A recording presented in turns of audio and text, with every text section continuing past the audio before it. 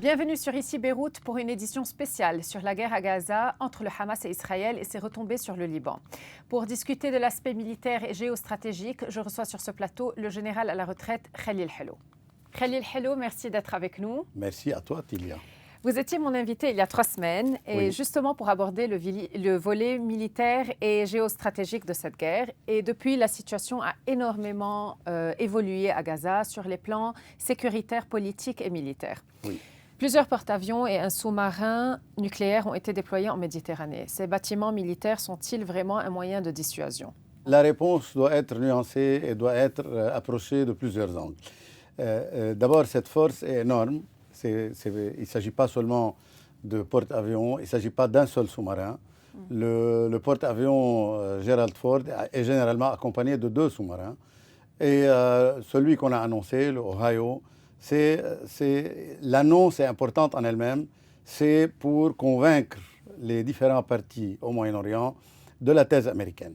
Je répète ce que j'ai dit la dernière fois, les Américains ne veulent pas s'immiscer dans une guerre au Moyen-Orient. Ils ne veulent pas que le conflit de Gaza s'étende. C'est pour ça qu'ils ont envoyé cette force qui est justement une dissuasion, particulièrement pour l'Iran, pour ne pas élargir le conflit et obliger les États-Unis à être directement impliqués, surtout au Golfe, où ils ont une affaire de 50 000 soldats, et en Irak, où ils ont 2 500 soldats, et en Syrie. Donc c'est pour dissuader. La force, généralement, une force énorme comme celle-là, on la montre pour dissuasion, pour ne pas l'utiliser. Le meilleur moyen de dissuader, c'est de montrer cette force. Parfois, ça ne marche pas. Souvent, ça marche, mais quand ça ne marche pas, c'est catastrophique, parce que si cette force va être utilisée, elle est dévastatrice. Voilà. Que pouvez-vous me dire sur l'équipement et l'armement utilisés dans cette guerre, que ce soit à Gaza ou à la frontière libano-israélienne? Oui. Alors là, nous avons les forces en présence, c'est le Hezbollah et le Hamas. Ce sont des forces non conventionnelles qui font face à une armée régulière. Donc ce type de guerre, on l'appelle guerre asymétrique. C'est-à-dire des forces qui sont légères, qui n'ont pas de chars, qui n'ont pas d'artillerie, de canons, qui n'ont pas d'avions, mais qui ont un autre genre d'équipement qui est adapté aux fantassins, alors qu'ils font face à une armée régulière qui a tous les moyens lourds, en plus des moyens électroniques. Ces 2 formations, je parle Hamas et Hezbollah, ils ont également des moyens électroniques. Maintenant, comment peut-on comparer? On ne peut pas faire une comparaison conventionnelle. On ne peut pas dire tel nombre de chars contre tel nombre de chars. Le type de combat n'est pas un combat qui est classique. Et il ne faut pas faire également une comparaison entre Gaza et le Sud-Liban. Gaza, nous sommes déjà dans une guerre urbaine, c'est-à-dire l'armée israélienne qui a avancé à Gaza le long de 4 axes connus, 3 au nord et 1 de l'est vers l'ouest. Ils sont déjà en milieu urbain, nous voyons ça dans les vidéos. D'après le Hamas, ils n'ont pas pu avancer à l'intérieur de la ville de Gaza. D'après certaines informations provenant de sources israéliennes, les forces spéciales israéliennes sont à l'intérieur de Gaza. Mais comme il n'y a pas de sources indépendantes pour confirmer ou bien dénier tout ça, on ne peut rien dire. Mais ce qui est clair, c'est si je prends les sources occidentales qui observent et qui essayent d'avoir une vue objective sur ce conflit. Donc à Gaza, il y a une armée régulière qui est à l'intérieur d'un milieu urbain. Il ne s'agit pas seulement de la ville de Gaza, mais il s'agit de plusieurs villes, Beit Hanoun, Beit Lahia, il y a les camps palestiniens de Jabalia et Mukhayyam al-Shati. Donc c'est un milieu urbain et c'est un milieu qui est extrêmement dense, non seulement en habitants, mais aussi en construction et en habitation. Tout ça, ça rend le combat très lent. Il faudra ratisser pour l'armée qui avance. Les défenseurs ont beaucoup d'avantages. Ils connaissent le terrain. Ils peuvent utiliser n'importe quel immeuble comme position de tir. Et en plus, ils ont les souterrains. Les souterrains sont, d'après les informations occidentales, à 70 mètres sous terre. Donc invulnérables à l'aviation qu'on a vue, sauf les bombes non classiques énormes. Jusqu'à maintenant, il n'y a pas de rapport qui indique qu'Israël a utilisé des bombes de genre Moab, donc les bombes que les Américains ont utilisées à Tora Bora pour poursuivre Ben Laden. Il n'y a pas encore de rapport qui dit ça. Ce que les Israéliens essayent de faire, si tu permets que je m'étende là-dessus, ils ont envoyé des forces légères et ils ont même envoyé quelques détachements de chars pour obliger le Hamas à sortir des souterrains. Il y a 1000 entrées pour ces souterrains le long de la bande de Gaza. Ce sont des positions de combat qui sont à l'abri de la reconnaissance aérienne israélienne. Donc, quand le combat devient rapproché, les combattants du Hamas sont obligés de sortir. Et c'est là où les drones les détectent. Et d'après ce qu'on a compris, des observateurs occidentaux, les drones essayent de localiser les positions de combat. Ils informent tout de suite ou bien les avions de chasse, ou bien l'artillerie, ou bien les chars, ou bien le tout à la fois. Et la décision de tirer est prise en conséquence. Donc, c'est ce que les Israéliens font. C'est une opération qui va prendre beaucoup de temps. D'après les sources israéliennes, ils sont en train d'avancer. D'après le Hamas, ils résistent. Mais ce qu'on observe aussi, et ce qu'il faut signaler, c'est que souvent, il y a des combats qui sont derrière les lignes israéliennes, ce qui veut dire qu'il y a des entrées de souterrains qui n'ont pas été, ou bien de tunnels, qui n'ont pas été détectés, que le Hamas utilise pour harceler l'armée israélienne par ses arrières. Harcèlement qui prend plusieurs formes. Les snipers, donc les francs-tireurs, les charges explosives qu'on peut placer tout de suite sur les blindés puisqu'on vient par derrière. Et les blindés, généralement, ils sont aveugles par leur arrière. Et on a vu sur plusieurs vidéos des combattants du Hamas placer des charges explosives sur ces blindés. Également les embuscades et les tirs de roquettes anti-chars à double action de fabrication locale. Alors là, j'ai une petite remarque. La plupart des vidéos que nous avons vu le tir, nous avons vu l'impact, mais nous n'avons pas vu le char après. C'est parce que il y a certainement des chars qui ont été endommagés ou bien détruits, mais il y a certainement les chars israéliens et les véhicules de combat d'infanterie israéliens qui s'appellent les Nimr sont équipés d'un système qu'on appelle Trophy, T-R-O-P-H-Y. C'est un système qui détecte à 360 degrés tout ce qui est comme objet volant qui arrive vers le char. Donc les obus anti-chars, les roquettes anti-chars, les missiles anti-chars. Et tout de suite, par un système informatique, il y a un contre-tir de petits obus qui font exploser ces missiles avant l'impact. Donc nous avons vu des explosions, nous avons vu du feu, mais nous avons rarement vu dans des vidéos un char après le tir. Donc il faut avoir le cœur net sur les réelles pertes israéliennes en ce sens. Donc ça, c'est le système Trophy qui est mis à l'épreuve pour la deuxième fois dans les guerres du Moyen-Orient. Et les chars Merkava 5 sont équipés de ce système. Et également, comme j'ai dit, les véhicules de combat d'infanterie de type Nimr de fabrication israélienne. Donc ça, c'est pour Gaza. D'accord. Maintenant, encore pour Gaza, le Hamas est en train d'utiliser ces missiles.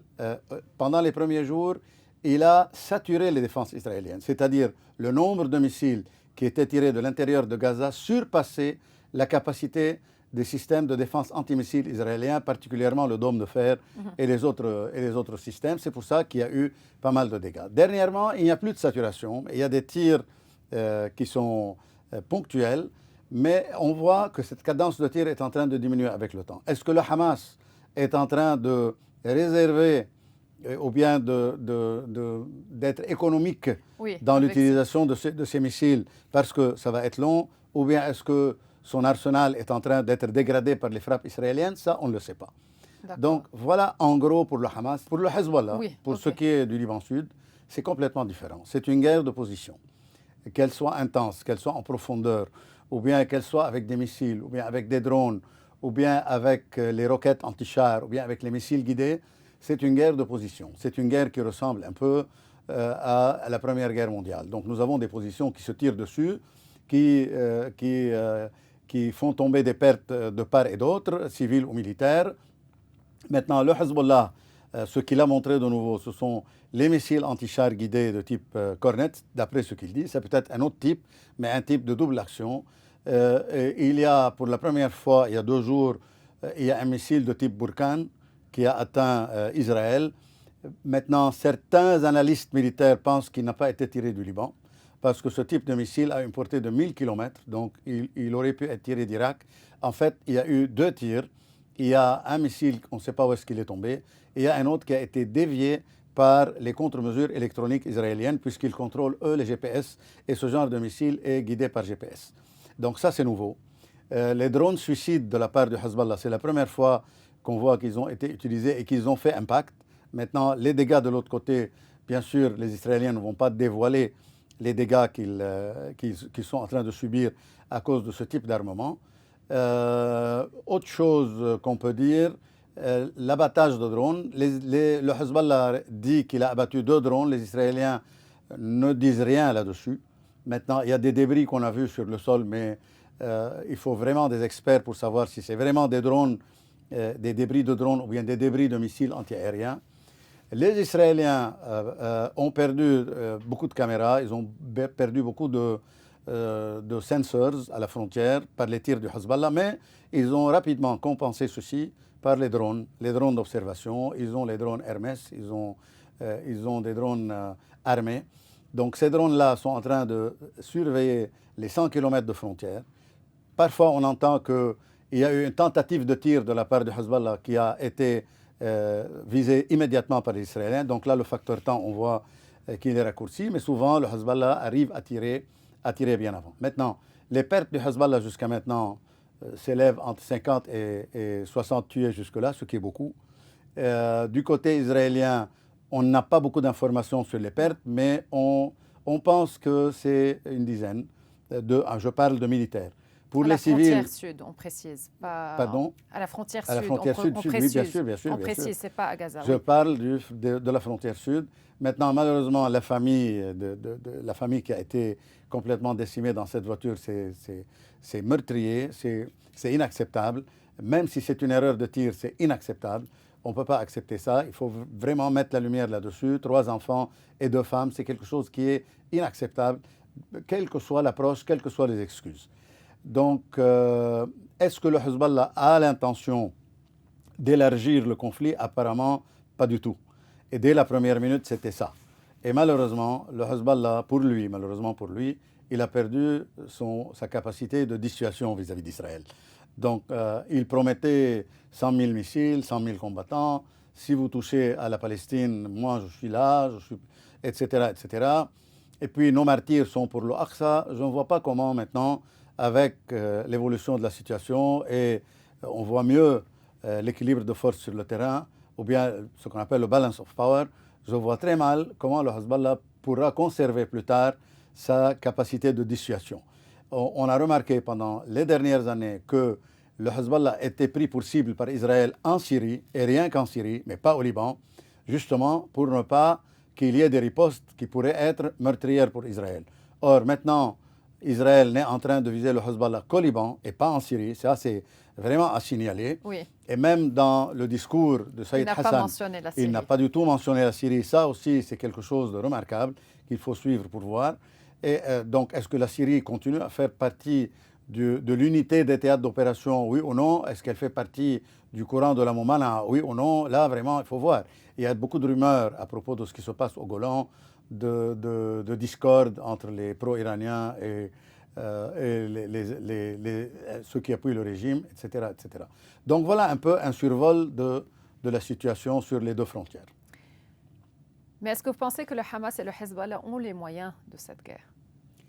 Écoutez, comme c'est une guerre... Sur le point financier et sur le point d'un point de vue financier, mais aussi d'un point de vue logistique. Regardez, du point de vue militaire pur, quand on met les moyens pour une bataille, on finit par la gagner. Moi, je parle par exemple d'Israël.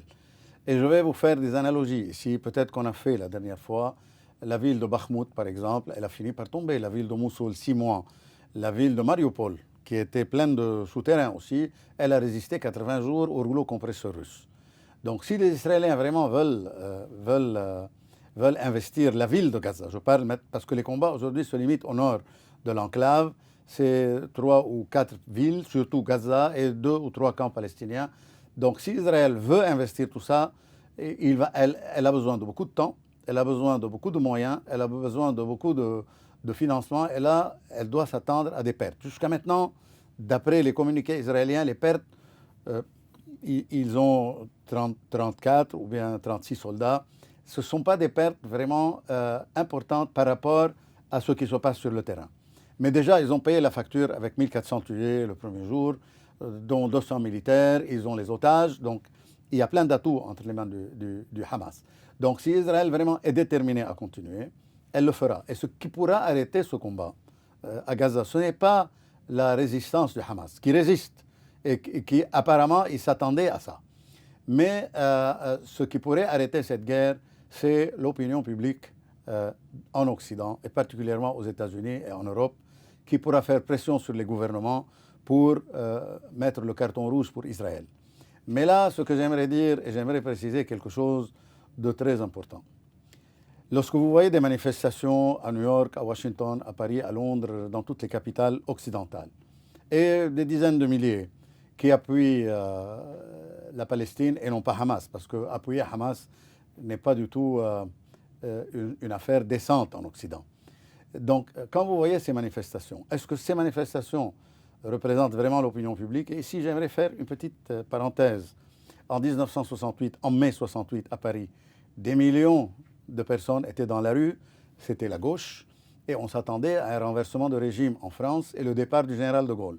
Or, après mai 68, les élections ont ramené en force les gaullistes au pouvoir, la droite, et puis c'était Pompidou, puis Giscard d'Estaing, donc c'était la droite qui est revenue. Donc l'électeur n'est pas nécessairement celui qui est dans la rue. Donc ça, c'est une remarque importante, et je suis sûr que les gouvernements occidentaux, du moins les partis qui sont au pouvoir en Occident, sont en train de faire des sondages pour voir si vraiment l'opinion publique, c'est celle qui est dans la rue ou non. Ça, c'est une remarque.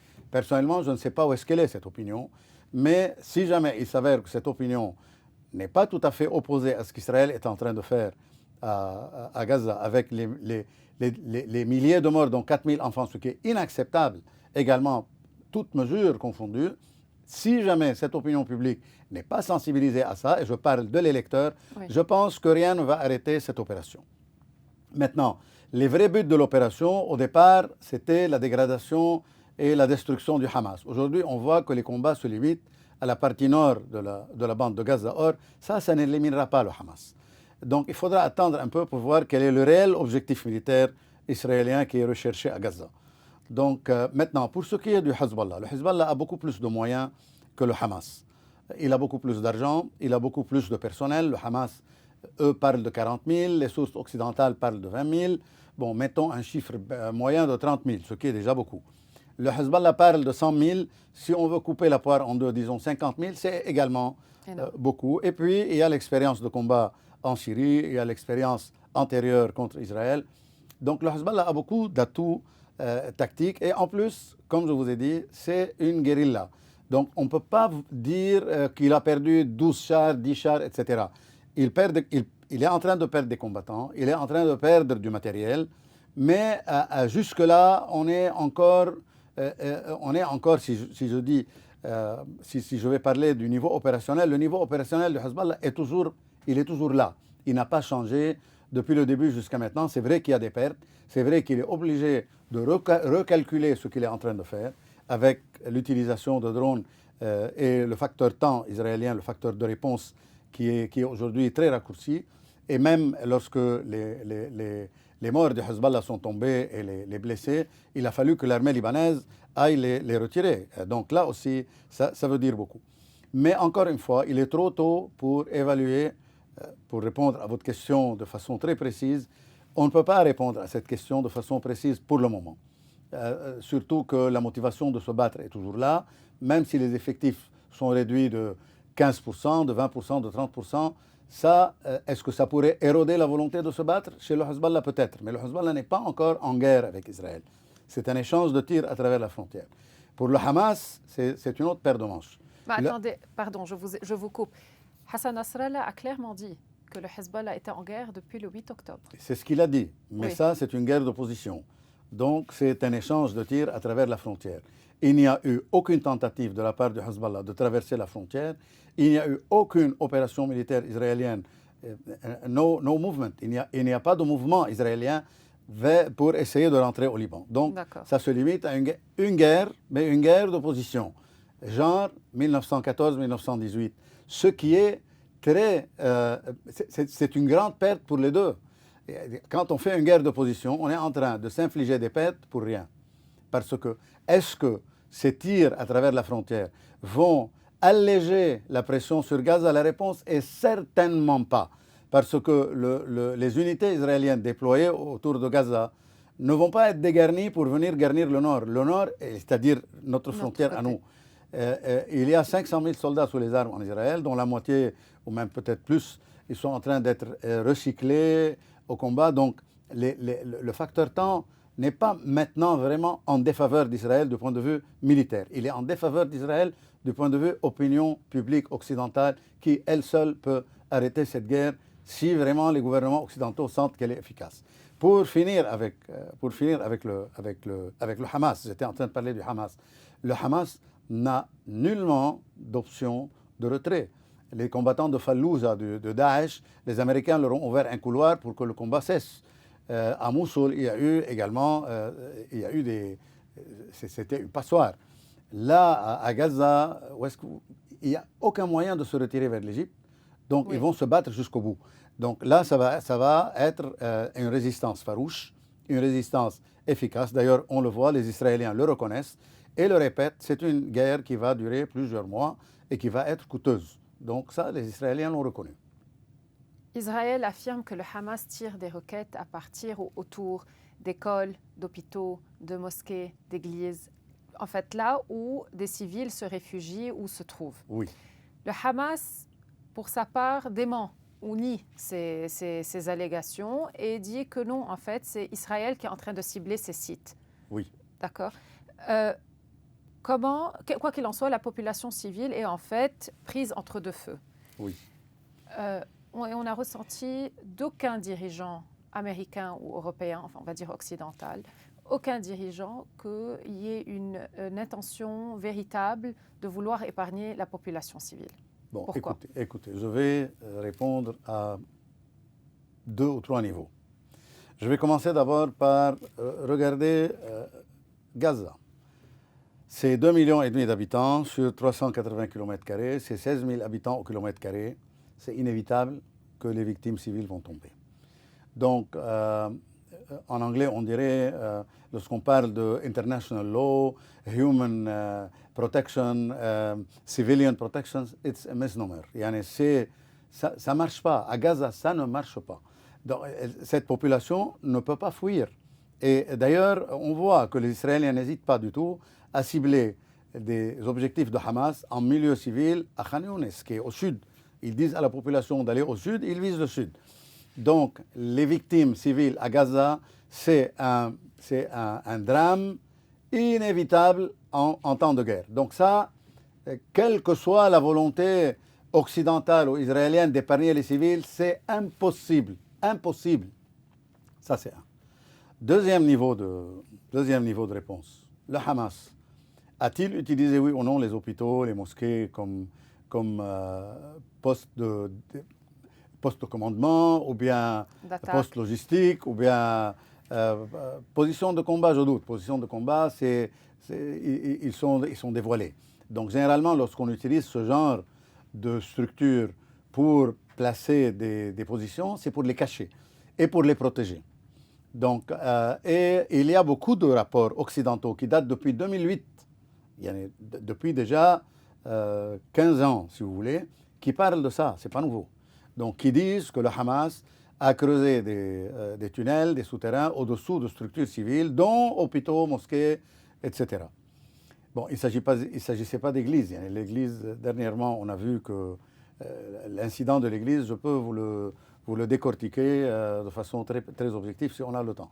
Maintenant, les photos ou bien les vidéos qui ont été montrées par les Israéliens indiquent que oui, sauf si ces vidéos sont fausses, je n'ai pas encore vu un seul analyste qui dit que c'est faux. Donc oui, le Hamas utilise ça, mais il n'utilise pas que ça. Gaza est une énorme ville urbaine et il y a des souterrains dessous, donc automatiquement, s'il y a une entrée de souterrain qui est dévoilée, qui est détectée et qui va être ciblée, automatiquement, c'est les immeubles qui vont encaisser.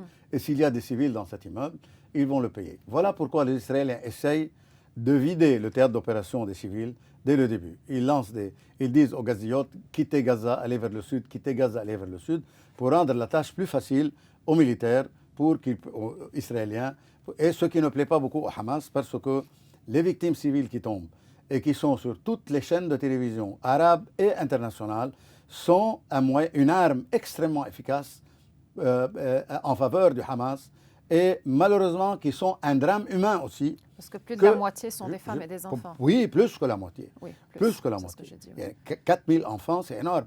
Et avec des noms à l'appui, ce n'est pas des exagérations. Donc là aussi, c'est win-win pour le Hamas. Ces gens-là sont en train de tomber. Il y a une partie de ces gens-là qui sont pro-Hamas. Il y a une autre partie qui ne le sont pas. Ça, c'est certain. Il y a même une vidéo qui a circulé puis qui a été tout de suite retirée. Une femme qui était en train de dire « on en a assez avec le Hamas en pleine guerre ». Et quelqu'un est venu lui boucler la bouche devant la caméra. Et puis cette vidéo a soudainement disparu de la circulation. Maintenant, pour revenir à votre réponse, pour clôturer cette réponse, les Occidentaux, avec tous mes respects pour ceux qui sont en train de parler, c'est une génération d'hommes qui n'ont jamais vécu les guerres. C'est une génération dont ce ne sont plus ceux qui ont vécu la Deuxième Guerre mondiale et qui ont construit l'Europe, qui ont construit la paix, qui ont fait les Nations Unies, etc. Il n'y a plus de Charles de Gaulle, il n'y a plus d'Eisenhower, il n'y a plus de Churchill, et il n'y a même plus de Giscard d'Estaing qui ont fait l'Algérie, qui ont fait l'Indochine. C'est une génération qui ne sait pas ce que c'est que la guerre, qui est née dans une Europe qui était en plein essor, en pleine relaxation. Donc quand ils parlent de loi, devant eux, ils ont des textes. Ces textes sont des textes qui sont extrêmement bons. Mais la réalité à Gaza ne correspond pas du tout à ce que vous êtes en train de dire. Ou bien il faut carrément arrêter la guerre, ou bien il faut trouver un autre moyen pour déloger le Hamas. Ce n'est pas comme ça qu'on fait. Les Israéliens sont en train d'utiliser les gros moyens et de balayer tout. Maintenant, si les Israéliens ne vont pas faire ça et qu'ils veulent déloger le Hamas et le dégrader, à ce moment-là, il faudra des années et non plus des mois. Si c'est des opérations spéciales, etc. Et là, je vois mal comment ils pourront atteindre cet objectif. Donc nous sommes face à un dilemme extrêmement compliqué. Les décisions occidentales et les décisions du monde libre ne sont pas faciles à prendre.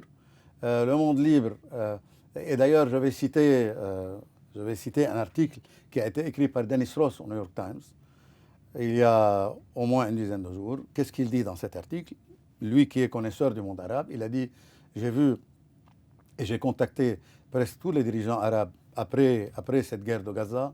Tous ne veulent pas du Hamas et ne seront pas mécontents si le Hamas est éliminé, mais ils n'osent pas le dire. » Donc ce qui est le cas en Occident et même en Chine et en Russie, en Inde, un peu partout. Et là où les organisations terroristes du genre Daesh font peur. Donc nous sommes face à une situation extrêmement compliquée. C'est très facile de prendre des positions publiques pour satisfaire le grand public, mais quand il s'agit de la réalité, c'est autre chose. Un militaire, un soldat, qui qu'il soit, qui est sur le terrain face à un ennemi et qui est dans un trou, n'a pas du tout la même perception que le bureaucrate ou bien le politicien qui est en train de faire des discours devant les caméras. Voilà. Le cessez-le-feu, alors, n'est pas pour bientôt? Absolument pas. D'abord, le mot cessez-le-feu, il faut l'expliquer. Quand on parle de cessez-le-feu, il est non seulement interdit de tirer, mais il est interdit de bouger. Il est interdit de construire des fortifications. Il est interdit de mettre un sac de sable. C'est ça le cessez-le-feu. Même d'ailleurs, en parenthèse, la résolution 1701 n'est pas un cessez-le-feu. La résolution 1701, c'est un arrêt des combats. Et les Israéliens ont refusé que la 1701 se transforme en cessez-le-feu à l'ONU. Maintenant, les discussions, c'est une trêve humanitaire momentanée. Et quand on parle de trêve, c'est-à-dire elle a une date et une heure de début et une date et une heure de fin. Ce n'est pas du tout le cessez-le-feu. Le cessez-le-feu, c'est autre chose. C'est un arrêt total pour passer à la phase politique. Parce qu'une guerre sans phase politique ne sert à rien. Donc là, lorsqu'on parle de trêve, il n'y a pas de phase politique, il n'y a pas de négociation, il n'y a rien. Donc là, c'est... Quelles seraient les conditions pour qu'il y ait une phase politique? Écoutez, alors, je vous donne l'exemple de l'Ukraine. Oui. Ça fait 1 an et demi, oui. Et même plus que ça dure, et ça va faire 2 ans bientôt. Bon, il n'y a aucune perspective politique, parce qu'aucun des deux partis ne veut s'asseoir sur la table des négociations, malgré les 200 000 morts, malgré les 4 000 chars perdus, malgré tout ça. Mais le cas est différent. Oui, le cas est différent. Mais là aussi, ce sont les Israéliens qui ne veulent pas négocier. Et le Hamas est en train de dire... Ismail Haniyeh est sorti dire « Nous reconnaissons la solution des 2 États. Oui. Et nous demandons relâchement des 6000 Palestiniens arrêtés dans les prisons israéliennes contre le relâchement de tous les otages. Donc il est en train de signaler qu'il veut négocier. Netanyahou ne veut pas négocier. Maintenant, pourquoi il ne veut pas négocier? Parce que s'il négocie maintenant, c'est lui qui est en position de faiblesse. Il n'a rien réalisé de ses objectifs. Le Hamas est toujours là. Il dit qu'il n'en veut pas. Donc comment négocie-t-il avec une entité dont il n'en veut pas? Voilà pourquoi, pour l'instant, il n'y a pas de perspective. Maintenant, si vous voulez que j'aille un peu plus loin, la seule perspective, l'état final recherché, EFR, donc tout ce qu'on fait, l'état final recherché, indépendamment de la phase d'avant qui est toujours une nébuleuse, que je ne peux pas faire le devin et vous dire qu'est-ce qui va se passer. Mais l'état final recherché est une solution au problème palestinien. C'est inévitable. On ne peut pas continuer comme ça. Parce que cette guerre, si elle s'arrête maintenant, il y a une autre qui va éclater dans 10 ans. Il y a une autre qui va éclater dans 20 ans. C'est comme ça le Moyen-Orient depuis 75 ans. Il faut que les Palestiniens aient un État et non pas un territoire, et que cet État ait des garanties arabes avant tout, puisque les Arabes déjà ont reconnu Israël, les Arabes ont négocié avec Israël, les Arabes ont normalisé avec Israël. Je parle de la Jordanie, je parle de l'Égypte, qui sont en première position, je parle de l'Arabie saoudite, qui dernièrement a fait une ouverture extraordinaire, je parle des Émirats arabes unis, je parle de tout le monde arabe, qui sont également les alliés des Américains. Eux sont plus efficaces aujourd'hui, je vais vous dire pourquoi. Parce que, quel que soit le gouvernement israélien, indépendamment du gouvernement du Likoud qui est là, Oui. il doit choisir entre annexer la Cisjordanie et chasser les Palestiniens de Gaza et avoir une ouverture sur le monde arabe. Et là, avec toutes les conséquences économiques, de prospérité, le couloir entre l'Inde, l'Arabie et le deuxième chemin de la soie, si vous voulez, jusqu'au port de Haïfa. Ils ne peuvent pas avoir ça, ils ne peuvent pas avoir le beurre et l'argent du beurre, c'est impossible. Ou bien vous voulez normaliser avec le monde arabe et vous avez dit que vous le voulez, et de continuer à interdire aux Palestiniens d'avoir leur État, ou bien de ne pas vouloir discuter de cette chose-là. Parce que tout ce que le Likoud a fait depuis 14 ans jusqu'à maintenant, il y avait depuis 14 ans 160 000 colons en Cisjordanie, aujourd'hui ils sont 460 000 contre 3 millions d'Arabes. Bon, ça ne peut pas continuer. Il faut choisir entre annexer la Cisjordanie ou bien continuer à annexer en sourdine la Cisjordanie, qui pour eux est plus importante que Gaza, vider Gaza de ses habitants, ou bien faire une ouverture sur le monde arabe et avoir des garanties arabes pour une paix définitive avec deux États où il y a une coexistence arabo-juive qui est là qui était là depuis des siècles. Ça, c'est l'état final recherché. Mais je suis en train maintenant de raconter, si vous voulez, je veux être critique vis-à-vis de moi-même, je suis en train de raconter une fable maintenant. Parce que pour en arriver là, il y a une phase qui doit précéder. Il doit y avoir un gouvernement israélien qui vraiment veut négocier. Il doit y avoir une réforme au niveau palestinien. Il faut que le Hamas mette de l'eau dans son vin ou bien change de nom et change de doctrine, parce que sa doctrine, c'est anéantir Israël. Et la reconnaissance des deux États, pour eux, est une trêve et non pas une solution finale. Avec tous ces ingrédients, on ne peut pas arriver à ce EFR. Impossible. Ma toute dernière question pour vous. Dans quelle mesure cette guerre favoriserait un rapprochement entre le Hamas et le Fatah? Ou est-ce qu'au contraire, elle creuse le fossé entre ces deux mouvements palestiniens? Oui. Alors, dans l'immédiat, il n'y a plus de fossé entre les deux. Dans l'immédiat, on voit très bien que l'opinion publique palestinienne, de la diaspora, de la bande de Gaza, de la Cisjordanie, tous sont à l'unisson. D'accord? Et même d'ailleurs, il y a des statistiques qui disent qu'avant cette guerre, les élections auraient donné au Hamas 55% des votes. Et il y a d'autres statistiques qui disent que 60% des habitants de Gaza ne voulaient pas de provoquer Israël, parce qu'il y avait quand même un certain minimum d'acceptabilité de vie normale à Gaza. Donc voilà un peu des chiffres réels. Maintenant, à la longue, certainement qu'il ne peut pas y avoir vraiment une symbiose entre les deux. Pour le moment, en guerre, c'est à l'unisson. Mais si je vais parler d'idéologie, l'OLP était laïque, il y avait des musulmans, il y avait des chrétiens, et ils n'ont jamais parlé d'idéologie si vous voulez, intégriste. Arafat a fait une ouverture extraordinaire, il a abandonné les armes, il a choisi la paix. Il y avait en Israël un camp de la paix également qui aujourd'hui a rétréci. Le camp de la paix chez les Palestiniens aujourd'hui est rétréci. Donc l'OLP pourrait-il regagner une popularité? La réponse est oui, parce que dans la diaspora, l'OLP va bien. Ils ne sont pas vraiment en perte, ils sont en perte de vitesse, mais pas dramatiquement comme à Gaza. Est-ce que l'OLP peut faire un rapprochement avec le Hamas? Peut-être des rapprochements ponctuels. Il y a eu une tentative de ce genre il y a quelques mois avant l'affaire de Ain al-Helwi chez nous. Mais à la longue, on ne peut pas coexister avec une idéologie annulatrice de l'autre et parler de démocratie et d'État pluraliste en Palestine tel que l'OLP le voulait. Voilà. Merci beaucoup, Khalil Hello, d'avoir été mon invité. Merci beaucoup, Tilia, pour me recevoir. Et merci à vous de nous avoir suivis sur Ici Beyrouth. Vous pouvez revoir l'intégralité de cette émission sur tous nos réseaux sociaux. À très bientôt.